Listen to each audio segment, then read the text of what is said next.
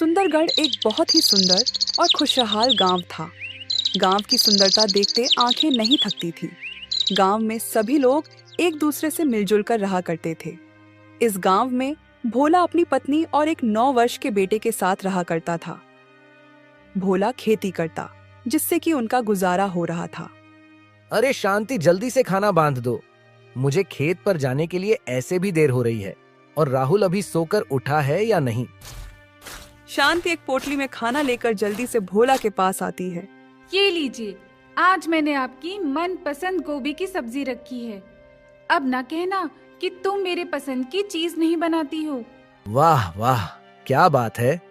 गोभी की सब्जी की सुगंध तो बहुत ही अच्छी आ रही है। चलो ठीक है, अब मैं चलता हूँ। मुझे वैसे भी काफी देर हो चुकी है। इसके बाद भोला कुदाल लेकर अपने खेत की ओर निकल जाता है। रास्ते में भोला को उसके 2 दोस्त शंकर और संतोष मिल जाते हैं। अरे भोला भाई, आज खेत पर जाने के लिए काफी देर हो गई। क्या बात है, आज भाभी ने खाना देर से बनाया था क्या? हाँ भाई, तुम बिल्कुल सही समझे। लेकिन तुम दोनों यहाँ पर खड़े होकर क्या चर्चा कर रहे हो? तुम्हें आज काम पर नहीं जाना है क्या? नहीं नहीं, ऐसी कोई बात नहीं है। हमें काम पर जाना है, लेकिन इस बार गांव में जोड़ों की ठंड पड़ने वाली है, तो हम दोनों बस उसी पर चर्चा कर रहे थे। ठंड तो हर साल गिरती है, तो इस बार इतना चिंता करने वाली कौन सी बात है? कहीं तुम दोनों इस बात के लिए चिंता तो नहीं कर रहे हो कि तुम्हें ठंड में नहाना पड़ेगा? यह बोलकर भोला जोर जोर से हंसने लग जाता है। अरे नहीं भोला भाई, इस बार हमें ऐसा सुनने में आया है कि इस बार गांव में खून जमा देने वाली ठंड गिरेगी। तुम्हें तो पता ही होगा, पिछले वर्ष ठंड के कारण गांव से 6 लोगों की मृत्यु हो गई थी, और इस बार तो पिछली बार से भी ज्यादा ठंड गिरने वाली है। तो पता नहीं क्या होगा। हाँ, और हमारे पास इतने पैसे भी नहीं है कि हम मोटे मोटे कंबल और रजाई खरीद सके। मुझे तो बस अपने परिवार की चिंता है। पिछली सर्दी हमने बहुत ही मुश्किल से बिताया था। पता नहीं इस बार क्या होगा। मुझे तो अभी से ही बहुत डर लग रहा है। अच्छा, तो ऐसी बात है। अभी तो इस समस्या का समाधान मुझे भी नहीं पता है, लेकिन हम इसके बारे में सोचेंगे। अभी मैं खेत पर चलता हूँ, मुझे बहुत ही काम है और मुझे पहले से ही काफी देर हो चुकी है। इतना बोलकर भोला खेत की ओर निकल जाता है। भोला खेतों में काम कर रहा था, तभी उसे ठंड से बचने और बहुत सारा पैसा कमाने की एक तरकीब दिखाई देती है। इस बार बहुत ज्यादा ठंड गिरने वाली है। सारे गांव का हाल बेहाल हो जाएगा। क्यों ना मैं जंगल से लकड़ियां काटकर जमा कर लूं, और जब कड़ाके की सर्दी गिरेगी तो मैं उन्हें अच्छी कीमतों पर बेचूंगा। और अगर मेरा यह उपाय सफल हुआ तो मेरे पास बहुत सारा धन इकट्ठा हो जाएगा, और फिर शायद मेरी गरीबी के दिन भी खत्म हो जाए। फिर भोला कुदाल लेकर घर की ओर निकल जाता है। कुछ देर बाद भोला घर पहुंच जाता है। अजी, क्या बात है, आज आप खेत से बहुत जल्दी लौट आए। कोई समस्या है क्या, या फिर आपकी तबीयत ठीक नहीं है? अरे नहीं भाग्यवान, मैं जब खेत पर जा रहा था तब शंकर और संतोष से मेरी मुलाकात हुई। उन्होंने बताया कि इस बार गांव में कड़ाके की ठंड गिरेगी। इसीलिए मेरे मन में एक योजना आई है कि मैं जंगल से सूखी लकड़ियां काटकर इकट्ठा कर लूं, और जब खून जमा देने वाली ठंड गिरे तब मैं उन्हें बेचकर बहुत सारा पैसा कमाऊं। हाँ, आपकी बात तो बिल्कुल सही है। हम ये कर तो सकते हैं। मानना पड़ेगा भोला जी, आपका दिमाग तो मेरी जुबान से भी तेज चलता है। हाँ हाँ ठीक है, अब मैं जंगल से लकड़ियां काटने के लिए जा रहा हूँ, और तुम यह बात किसी को भी मत बताना, नहीं तो हमारे सारे किए कराए पर पानी फिर जाएगा। नहीं नहीं जी, मैं ये बात किसी को नहीं बताऊंगी। मैं इस बात को खाने की तरह ही पचा लूंगी। दोनों हंसने लग जाते हैं और फिर भोला कुल्हाड़ी लेकर जंगल की ओर लकड़ियां काटने के लिए निकल जाता है। कुछ दूर चलने के बाद उसे कुछ सूखे पेड़ दिखाई देते हैं। वह क्या बात है, यहाँ तो बहुत सारे सूखे पेड़ हैं। मैं अब लकड़ियां काटना शुरू करता हूँ। अनीता बहन, क्या तुम जानती हो, इस बार जंगल में कड़ाके की ठंड गिरने वाली है। मुझे तो बहुत ही चिंता हो रही है। मैं सब जानती हूँ।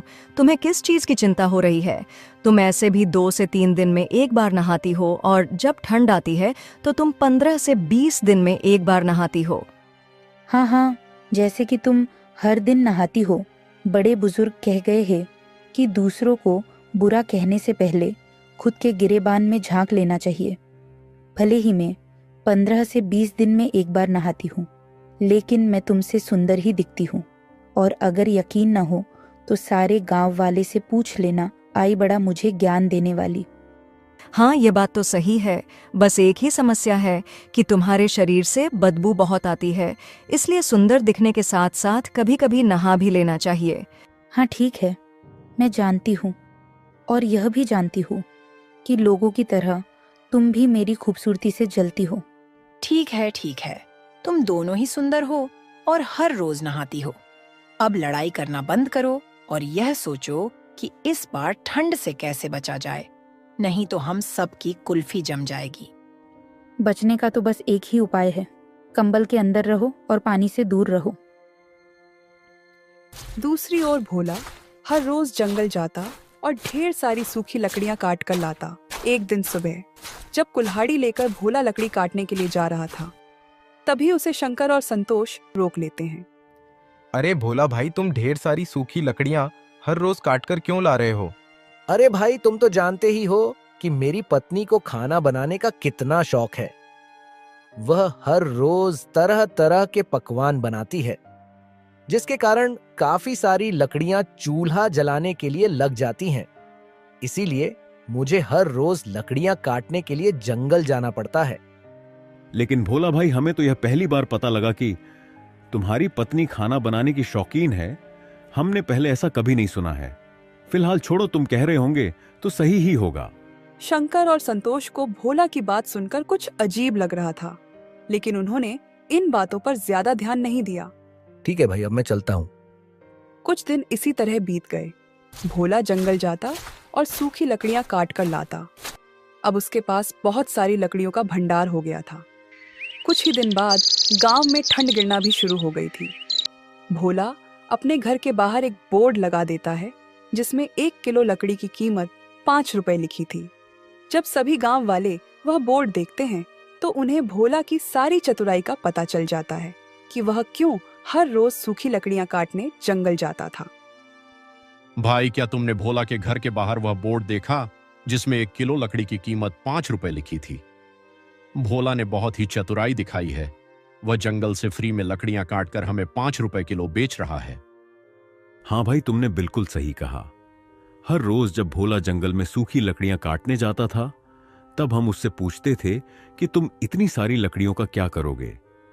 तब वह हर रोज कुछ ना कुछ बहाने बना दिया करता था। हमें तो तभी उस पर शक हो गया था, लेकिन हमें यह नहीं पता था कि वह ऐसा काम कर सकता है। अरे तो अब इसमें सोचने वाली कौन सी बात है? भोला से 5 रुपए किलो लकड़ी खरीदने से बढ़िया है कि हम सभी कल जंगल जाएंगे और हम भी सूखी लकड़ियां काटकर लेकर आएंगे। यह बात जब भोला को पता चलती है, तो वह चिंता में पड़ जाता है, क्योंकि अब उसका लकड़ी बेचने का व्यापार सफल नहीं हो पाएगा। अरे भाग्यवान, क्या तुमने सुना? गांव के लोग कल सूखी लकड़ियां काटने के लिए जंगल जा रहे हैं। अगर वह सूखी लकड़ियां काट लेंगे तो हमसे लकड़ियां कोई भी नहीं खरीदेगा और मेरी सारी मेहनत पर पानी फिर जाएगा। हाँ जी, आपने बिल्कुल सही कहा। काश कोई ऐसा चमत्कार हो जाए कि कल गांव वाले लकड़ियां काटने जा ही ना पाए। हाँ, अब हम सिर्फ ऊपर वाले के भरोसे ही रह सकते हैं। कुछ ही देर बाद रात हो जाती है। दोनों पति पत्नी खाना खाकर सो जाते हैं, लेकिन रात में ठंड के साथ साथ आसमान में काले बादल छा जाते हैं और कुछ ही देर में बहुत तेज बारिश होने लगती है। बारिश के साथ साथ ठंड भी बहुत ज्यादा बढ़ जाती है। बारिश गिरने के कारण सारे पेड़ पौधे गीले हो जाते हैं, जिससे कि अब जंगल में एक भी सूखी लकड़ियां नहीं बचती है। सुबह होने तक बारिश रुक जाती है। जब भोला और शांति बारिश देखते हैं, तो वह बहुत ही खुश हो जाते हैं। अजी देखिए, लगता है ऊपर वाले ने हमारी सुन ली और रात को बारिश करवा दी।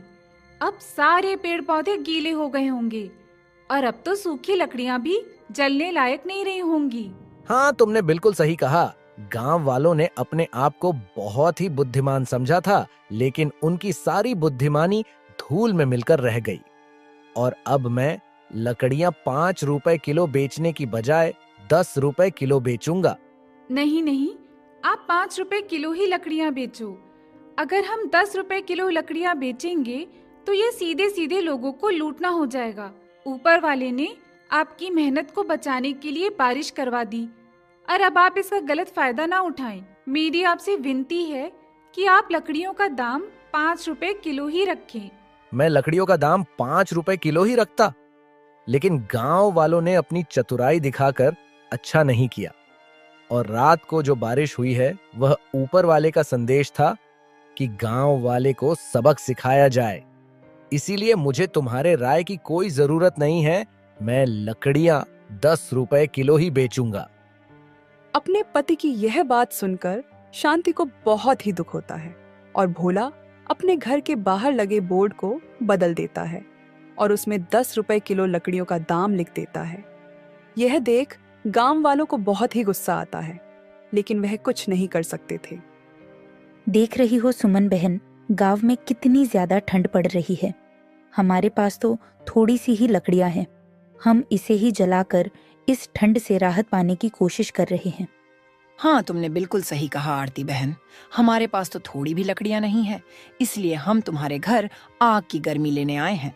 क्या तुम्हें पता है, आरती बहन जब ठंड की शुरुआत हुई थी तब भोला ने लकड़ियों का दाम 5 रुपये किलो रखा था, लेकिन जब ठंडियां बढ़ चुकी है तो उसने लकड़ियों का दाम 10 रुपया किलो कर दिया है।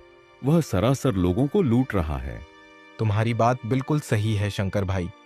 हमने जंगल से सूखी लकड़ियां काटने का विचार किया था, लेकिन रात में ही बहुत तेज बारिश हो गई, जिसके कारण सारी सूखी लकड़ियां अब गीली हो गई हैं। ऐसा लगता है कि ईश्वर भी भोला के ही साथ है। अब हम चाहकर भी कुछ नहीं कर सकते हैं। अब हमें अगर और लकड़ियां चाहिए तो हमें भोला से 10 रुपए किलो लकड़ियां खरीदनी पड़ेगी, क्योंकि आग ही हमें इस जानलेवा ठंड से बचा सकती है। फिर सभी मायूस और लाचार होकर बची खूंची लकड़ियों से आग तापते हैं। दूसरी ओर भोला का लकड़ी बेचने का व्यापार बहुत ही अच्छा चल रहा था। सभी गांव वाले उससे ही सूखी लकड़ियां खरीद रहे थे और उसकी बहुत ही अच्छी आमदनी हो रही थी। धन के साथ साथ उसके अंदर घमंड भी आ गया था। एक दिन उसके पास एक बुजुर्ग महिला आती है जो कि ठंड से बहुत ही कांप रही थी। बेटा, मुझे बहुत तेज ठंड लग रही है। दया करके मुझे थोड़ी सी लकड़ियां दे दो, मगर मेरे पास तुम्हें देने के लिए पैसे नहीं हैं। माफ करिएगा माँ जी, मैंने खून पसीना एक करके ये लकड़ियां जंगल से काटी है, इसीलिए मैं ये आपको मुफ्त में नहीं दे सकता। अगर आपके पास पैसा है तो लकड़ियां ले जाइए, वरना आप यहाँ से जा सकती हैं।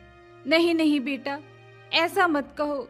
मुझे बहुत तेज ठंड लगी है और मेरे पास गर्म कपड़े भी नहीं हैं। अगर तुम मुझे लकड़ियां नहीं दोगे तो शायद इस ठंड में मैं जिंदा नहीं बच पाऊंगी। दया करके मुझे थोड़ी सी लकड़ियां दे दो। ऊपर वाला तुम्हें हमेशा खुश रखेगा।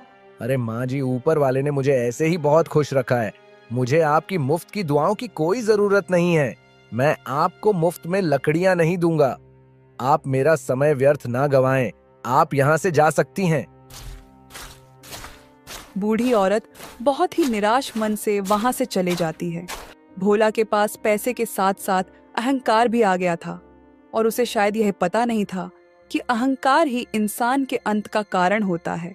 अगले दिन भोला को किसी काम से दूसरे गांव जाना था। अगली सुबह भोला शांति से कहता है, मेरी बातों को ध्यान से सुनो।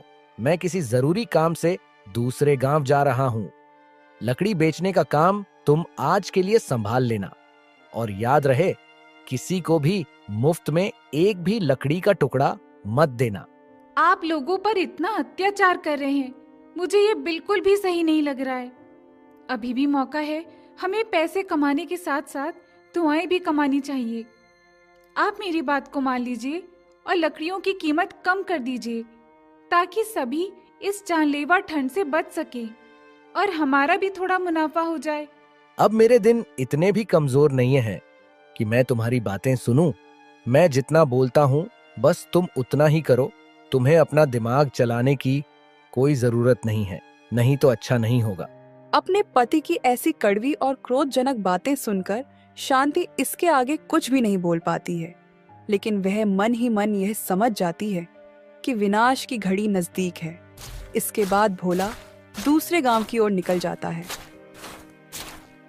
घर में अब सिर्फ भोला की पत्नी और उसका 9 साल का एक बेटा ही था। शांति घर के बाहर बैठकर आग ताप रही थी और उसका बेटा राहुल घर के अंदर खेल रहा था। राहुल को बहुत ही ठंड लग रही थी और राहुल अभी बहुत ही नादान था। मुझे कितनी ठंड लग रही है। माँ तो बाहर आग की गर्मी ले रही है। यहाँ जो पिताजी ने सूखी लकड़ियाँ रखी है, मैं भी उसमें आग लगाकर आग ताप लेता हूँ। राहुल बहुत ही नादान था। वह यह नहीं जानता था कि एक लकड़ी में आग लगाने से सारी लकड़ियां जल जाएगी। राहुल एक लकड़ी में आग लगा देता है। लकड़ियां सूखी थीं, इसलिए तुरंत ही सारी लकड़ियों में आग लग जाती है। देखते ही देखते उनका घर जलने लग जाता है। शांति बाहर खड़े होकर रोते हुए सिर्फ तमाशा देखते रह जाती है, क्योंकि घर के अंदर जाने का कोई भी रास्ता नहीं था। पूरे घर में भयंकर आग लग चुकी थी और कोई भी गांव वाला आग बुझाने के लिए नहीं आया, क्योंकि भोला ने सब पर थोड़े से पैसे के लिए अत्याचार किया था। उस आग में भोला का बेटा राहुल भी जलकर मर जाता है। कुछ घंटे बाद घर जलकर राख में बदल जाता है। जब भोला घर वापस आता है तो शांति उसे सारी कहानी बताती है। यह सुन भोला बहुत ही रोने लग जाता है और उसे अपनी गलती की सजा मिल जाती है।